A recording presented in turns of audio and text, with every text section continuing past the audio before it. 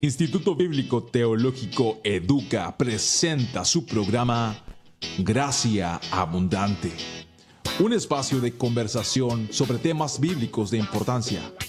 30 minutos de reflexión en las hermosas verdades de la Palabra de Dios. Conducido por el pastor Cristian Sepúlveda, todos los lunes a las 19:30 horas, aquí en Radio Corporación 900 AM.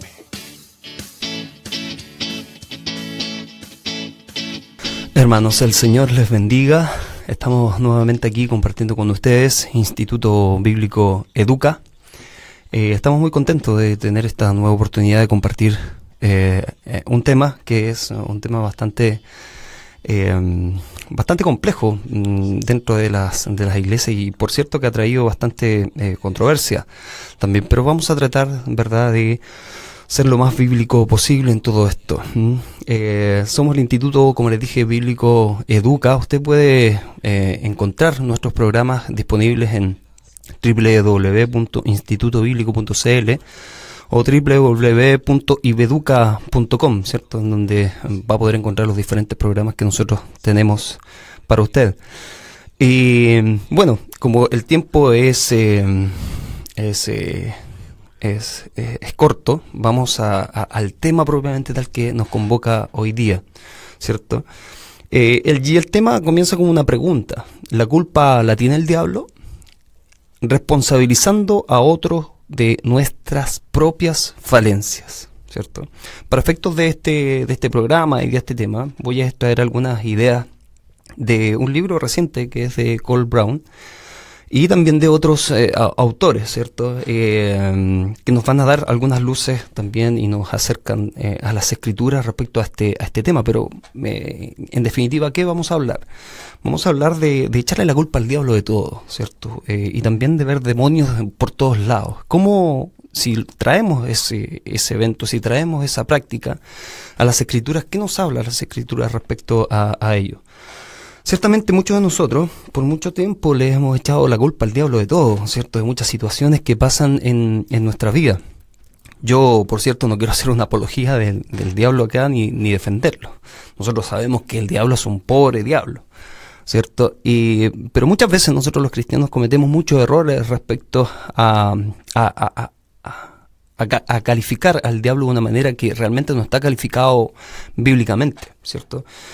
Bueno, esta actitud nuestra de echarle la culpa siempre a otra persona es típica. Nosotros la vemos en el huerto del Edén, ¿cierto? Adán y Eva en el paraíso. Si usted lee Génesis capítulo 3, ahí usted va a encontrar, ¿cierto?, la caída de Adán y Eva, su caída, y muestra, ¿cierto?, cómo ese diálogo que el Señor comienza a tener con Adán en un primer momento, en donde después de la caída se enfrentan a Dios y tienen que responder algunas preguntas que Dios les hace. Y Adán lo primero que hace, ¿cierto?, es echarle la culpa a la mujer, ¿cierto? Y le dice: la mujer que tú me diste por compañera me dio del árbol y yo comí. Como echándole la culpa a la mujer, e incluso echándole la culpa a Dios de su caída y de su pecado.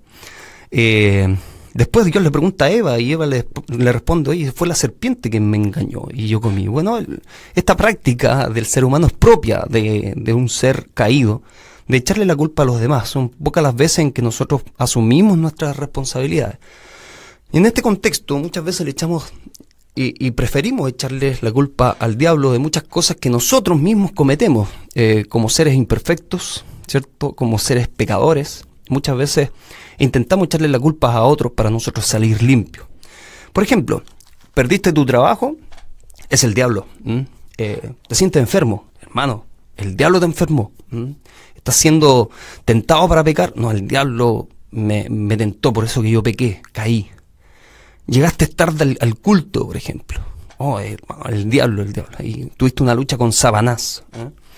Y esto se ha prestado mucho para la creación de muchos demonios, incluso que nosotros escuchamos, ¿cierto? Que por cierto se encuentran dentro del imaginario evangélico muchas veces, ¿cierto? En el cual nosotros hemos visto, y yo he sido testigo propiamente tal dentro de la iglesia, ¿cierto? De expulsando demonios que tienen cualquier nombre, demonio de impuntualidad, ¿cierto?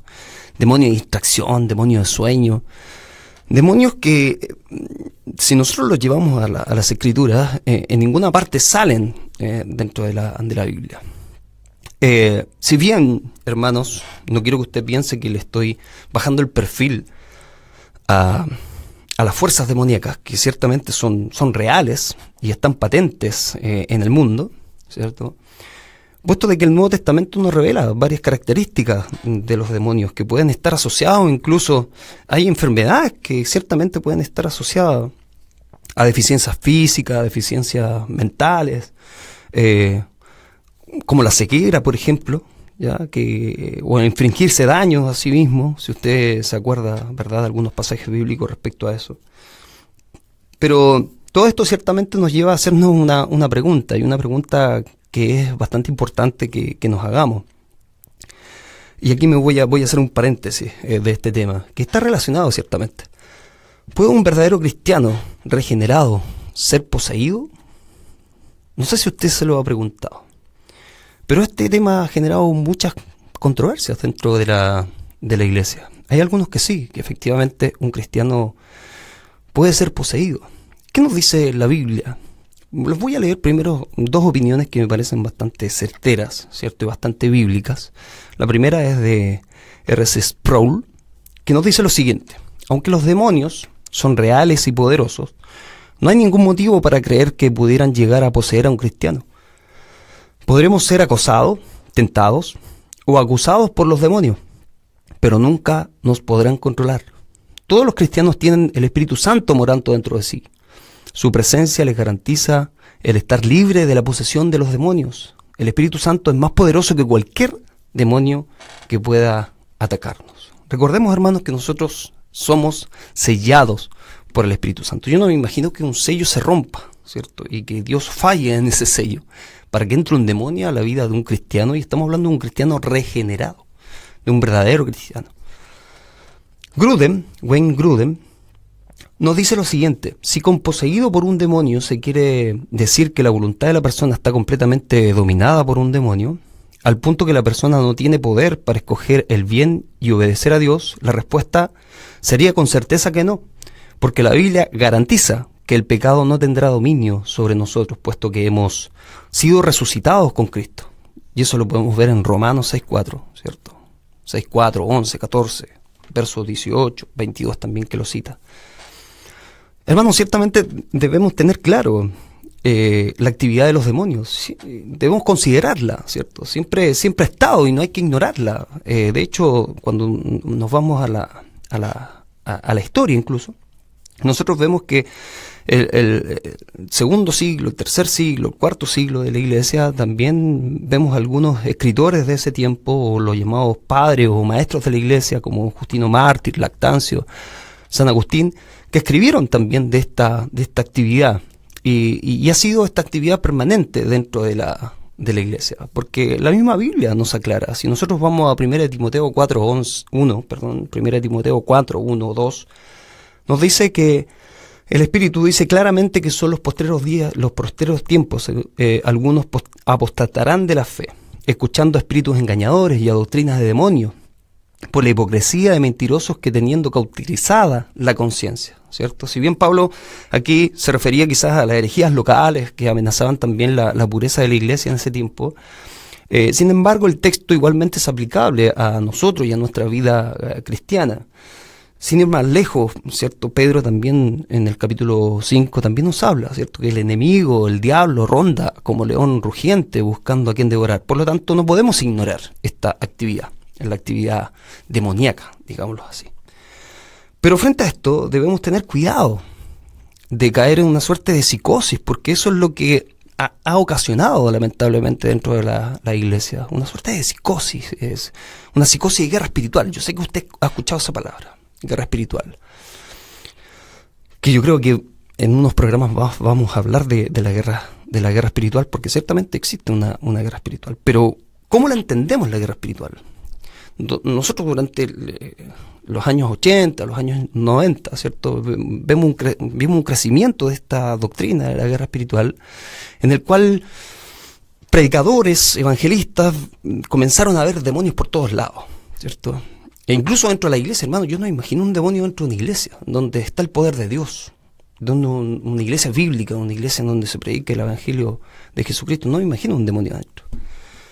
Entonces, se ven demonios en todos lados, y esta práctica lamentablemente es recurrente dentro de nuestras iglesias. Hermano, yo le estoy comentando esto y quizá usted me va a cuestionar lo que yo le estoy diciendo, pero usted tiene que ir a la palabra de Dios. Seamos, como siempre lo he dicho, ¿cierto? Como Berea, ¿cierto?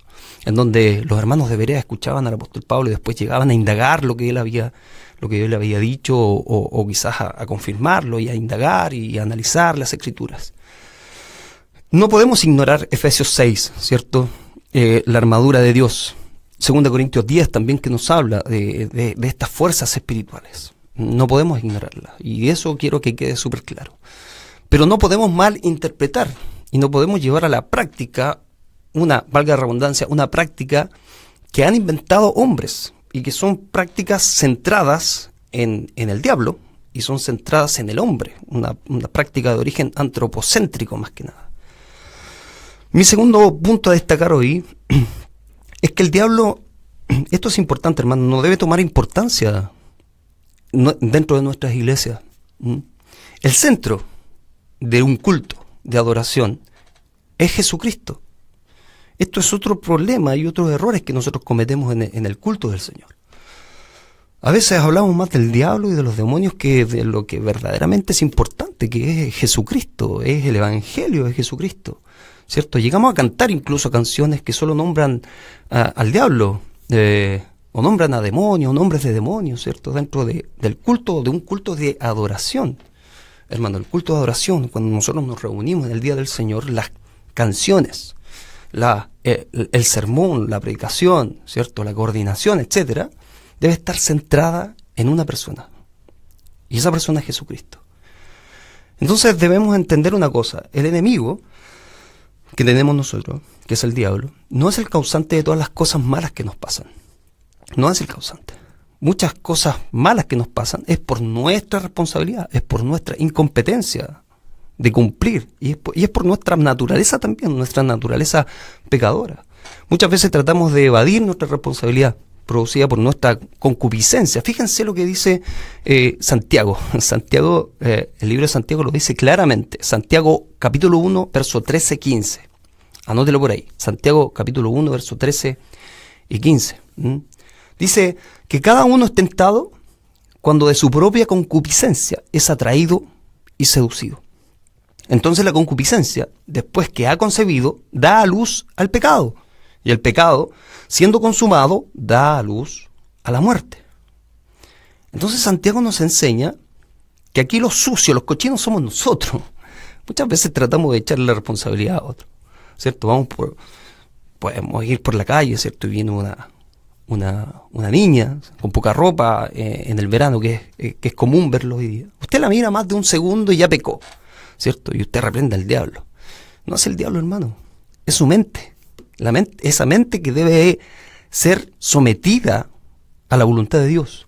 Su naturaleza sin Cristo, y ese acto le debe recordar que necesita realmente al Señor cada día. Por tanto, la actitud correcta es arrepentirse. Eso es lo que Dios busca. Otro versículo, Romanos capítulo 7, verso 17 al 20. Pablo lo dice de esta manera: así que ya no soy yo el que hace eso, sino el pecado que mora en mí. El pecado que mora en mí. Porque yo sé que en mí, esto es en mi carne, no mora el bien. Porque el querer lo bueno está en mí, pero no el hacer lo bueno. Pues no hago el bien que quiero, sino el mal que no quiero. Eso hago. Y si lo que no quiero, eso hago, ya no obro yo mismo, sino el pecado que mora en mí. ¿A qué le echa culpa el apóstol Pablo? Usted lo puede sacar su propia conclusión. No es necesario tener una gran exégesis para entender este versículo. ¿A qué le echa la culpa? El pecado que mora en él. ¿Bien? En tercer lugar, no podemos hacer esta pregunta, ¿cierto? ¿Todas las cosas malas o aparentemente malas que nos suceden vienen del diablo? Yo creo que algún día usted se lo ha preguntado, ¿cierto? Por ejemplo, cuando tiene problemas económicos. Comúnmente se dice que el diablo te trajo este problema económico. O le echamos la culpa, ¿cierto?, que se nos acabó el gas. Y empezamos a reprender el galón de gas. O el balón de gas. No sé si usted lo ha escuchado por ahí, yo lo he escuchado. Pero su palabra nos enseña algo diferente. Si usted va a 1 Samuel, capítulo 2, verso 7. ¿Ya? Samuel, capítulo 2, verso 7. Fíjese lo que dice. El Señor da la riqueza y la pobreza. Humilla, pero también enaltece. Hermano, si usted es pobre, no es que usted no sea cristiano, que está mal espiritualmente, como le dicen algunos. Si usted es pobre, usted es rico, pero en Jesucristo. Y no importa la pobreza. Porque el Señor siempre les va a proveer. El Señor está ahí, pendiente también. Quizás vamos a pasar problemas, vamos a pasar dificultades, vamos a pasar hambre incluso. Pero ¿qué importa esa hambre si usted ya fue salvado por la gracia de Jesucristo, por la gracia del Señor? ¿Qué importa eso? En esta tierra vamos a vivir 80 años, hermano, 90 años. Pero vamos a estar con el Rey de Reyes ahí en toda una eternidad. En toda la eternidad vamos a estar ahí, alabándole, bendiciendo su nombre. Otros casos son las enfermedades, por ejemplo. Yo creo que muchas veces usted ha escuchado enfermedades, que todas las enfermedades son provocadas por el diablo, y sabemos que la Biblia nos enseña que pueden existir ciertamente enfermedades que son provocadas por fuerzas demoníacas. Mateo 17, por ejemplo, del 14 al 18 habla del joven que Jesús sanó, ¿cierto? Y las fuerzas demoníacas que lo echaban al fuego de vez en cuando, y Jesús lo sanó. Existen enfermedades así, hermano, pero no todas las enfermedades. Cuando usted está resfriado, yo reprendo espíritu resfriado, no tiene base. Es un resfriado, usted se resfrió porque quizás le bajó la temperatura a su cuerpo, el sistema inmunológico comenzó a decaer y se agarró un virus, hermano. Esa es la causa, no podemos ver un demonio ahí. Pero una enfermedad puede ser permitida por Dios, ciertamente puede ser permitida por Dios. Segunda de Reyes 15:5 nos dice que el Señor castigó al rey Azarías, si usted recuerda ese pasaje, con lepra. En Segunda Crónicas 21:18 explica que el Señor hirió a Jorán con una enfermedad incurable en las entrañas. Vemos al mismo Jesucristo sufriendo esa muerte permitida por Dios, sufriendo de un cuadro, quizás algunos me van a crucificar, pero un cuadro depresivo, si se podría decir así, cuando le sudan con sudor de sangre, ¿cierto? Eso clínicamente podría haber sido un cuadro de depresión. No estoy diciendo que estuvo deprimido y estuvo totalmente así. No, el Señor Jesús también sufrió como nosotros y pasó todo esto, ¿cierto? Para que nosotros supiésemos todo lo que Él y todo lo que Él tuvo que pagar en esa cruz, llevar nuestro pecado completamente. No podemos entonces responsabilizar las fuerzas demoníacas de todo lo negativo que nos pasa. Ahora le hago una pregunta: ¿quién está en control de su vida? ¿Quién está en control de su vida? ¿El diablo o Dios? La Biblia claramente nos enseña que Satanás debe pedir permiso para hacer algo a Dios. Lucas 22:31, fíjese lo que dice. Dijo también el Señor: Simón, Simón, he aquí Satanás os ha pedido para zarandearos como a trigo. Pero yo he rogado por ti que tu fe no falte, y tú, una vez vuelto, confirma a tus hermanos. Fíjese el 31, dice: dijo también el Señor: Simón, Simón, he aquí Satanás os ha pedido para zarandear. ¿Quién lo pidió? Satanás. Otro ejemplo, y un claro ejemplo de esto, es la historia de Job. Yo sé que usted la sabe. Job perdió todo. Perdió riqueza, perdió familia, se enfermó. Y si usted lee el relato de Job capítulo 1, se encuentra con esto. Y dice el verso 6: un día vinieron a presentarse delante de Jehová los hijos de Dios, entre los cuales vino también Satanás. Y dijo Jehová a Satanás: ¿de dónde vienes? Respondiendo Satanás a Jehová dijo: de rodear la tierra y de andar por ella. Y Jehová dijo a Satanás: ¿no has considerado, mi siervo Job, que no hay otro como él en la tierra, varón perfecto, recto, temeroso de Dios y apartado del mal? Yo sé que le ha llamado muchas veces la atención ese verso, ¿cierto? ¿Quién fue el que le echó carbón al tema? Al fuego. ¿Quién le echó carbón? Dios. Pero no es un Dios malo. Dios lo hace porque Dios quiere moldear nuestro carácter. Nosotros pasamos enfermedades, pasamos dificultades, pasamos pruebas porque Dios quiere moldear nuestro carácter, tal como lo dice el libro de Santiago también, ¿cierto? Todo lo hace para nuestro bien, como dice Romanos 8, ¿cierto? Todo va a redundar para bien, porque Dios nos ama. Dios nos ama y quiere hacernos como su hijo. Y tenemos que pasar esos problemas, esas dificultades para realmente nosotros poder llegar a Él, poder realmente ser regenerados. El texto es ciertamente fuerte. Dios determinó que podía o no podía hacerle Satanás a Job, ¿cierto? Él le dio permiso, le dijo, Job, tú lo puedes tocar, le puedes mandar lo que quieras, pero no lo mates, ¿cierto? Dios puso un límite. Dios siempre, hermano, tiene el control. Otros versículos que usted pueda anotar por ahí es Habacuc, capítulo 1, del verso 1 al 11, Isaías, capítulo 10, del verso 5 al 6, que da cuenta del control del Señor, no solamente sobre nuestras vidas, sino que también sobre la humanidad, sobre la historia. Y esto de la soberanía, ¿cierto? Es algo que realmente usted debe conocer, hermano. Porque usted, cuando conoce la soberanía de Dios, usted descansa. Usted descansa en el Señor. Yo lo puedo decir, yo estudié historia en la universidad, por la gracia del Señor, y me di cuenta cómo la historia, ¿cierto?, habla de la mano de Dios. Aunque hay cosas que son difíciles de entender. Pero cómo Dios está sobre la historia.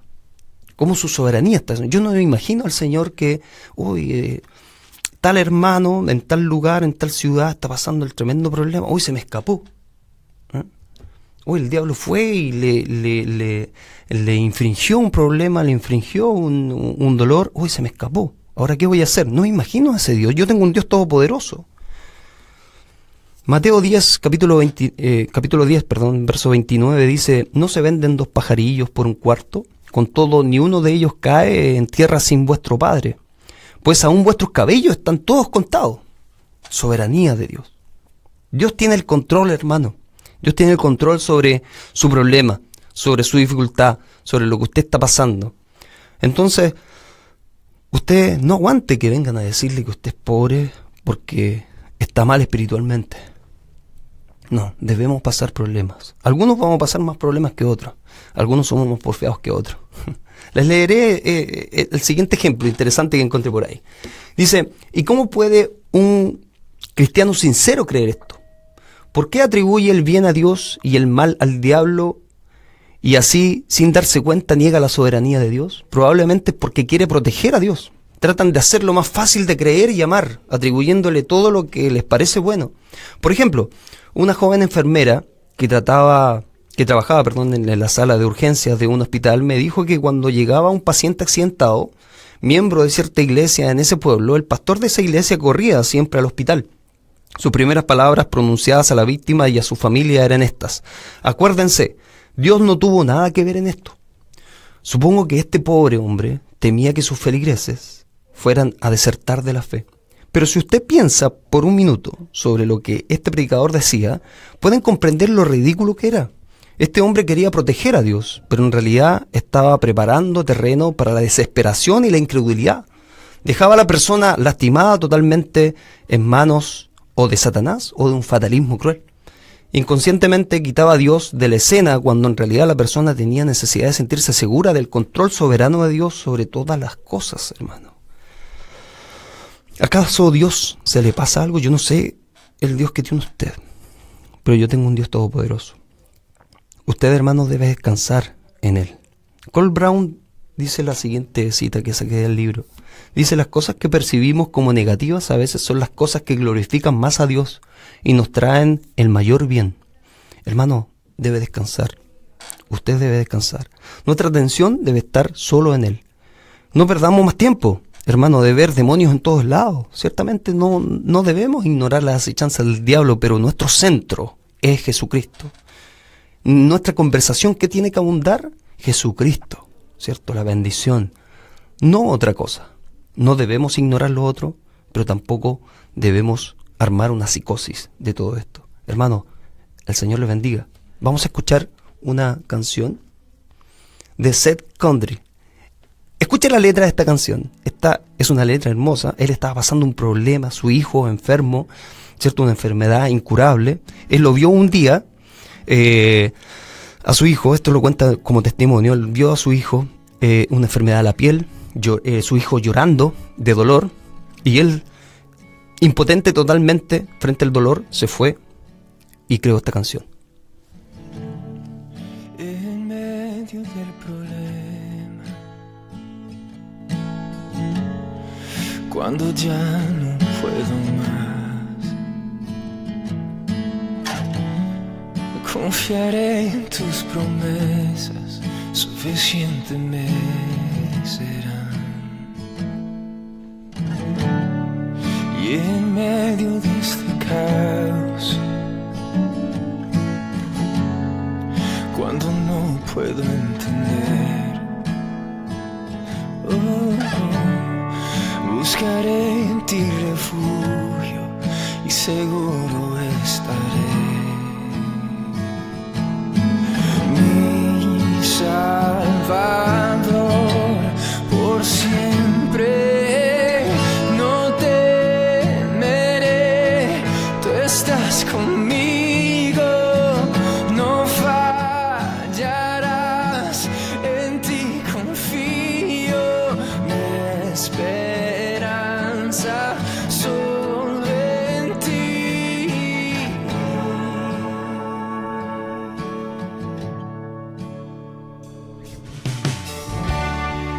Quebrantado en el silencio, puedo oírte susurrar. No estás solo en tus problemas, contigo siempre voy a estar. Mi Salvador, por siempre no temeré, tú estás conmigo, no fallarás, en ti confío, mi esperanza solo en ti. Y el día en que no tenga fuerzas, serás Jesús mi fortaleza, mi esperanza solo en ti.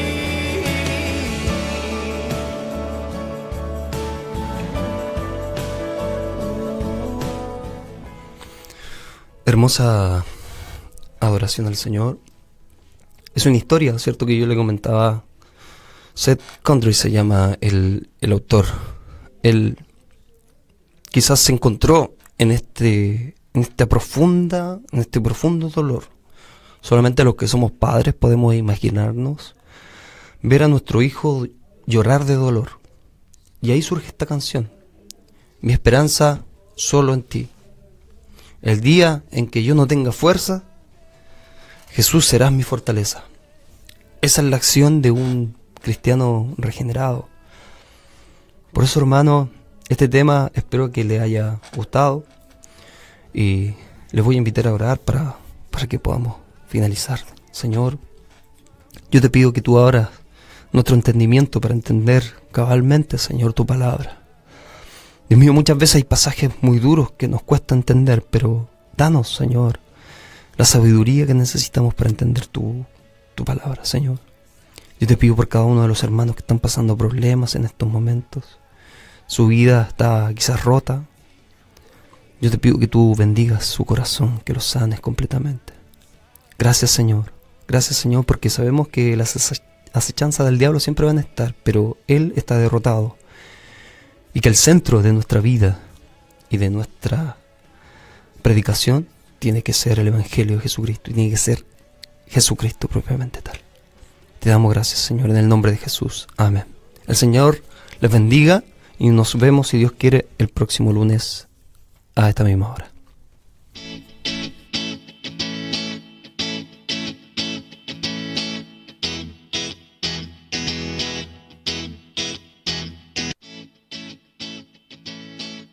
Instituto Bíblico Teológico Educa presenta su programa.